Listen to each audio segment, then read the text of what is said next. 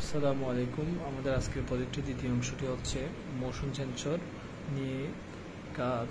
আর motion sensor মানবদেহ এবং লোহিত রক্তকণিকা প্রাণীদেরকে detect করে। যখন মানবদেহ বা লোহিত রক্ত প্রাণিকাকে ডিটেক্ট করে তখন লাইটটি জ্বলে উঠবে। এইভাবে প্রজেক্টটি অ্যারেঞ্জ করা হয়েছে। এইভাবে লাইটটা কিছুক্ষণ জ্বলতে থাকবে। জ্বলার পরে যখন কোনো মানুষ অথবা মানবদেহ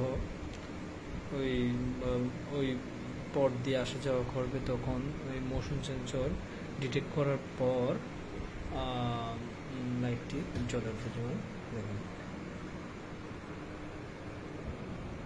যখন কোনো মানুষ যাবে ডিটেক্ট করার পর তখন লাইটটি জ্বলে উঠবে, আবার নির্দিষ্ট সময় পর লাইটটি বন্ধ হয়ে যাবে। এভাবেই মোশন সেন্সরটি কাজ করে। ধন্যবাদ।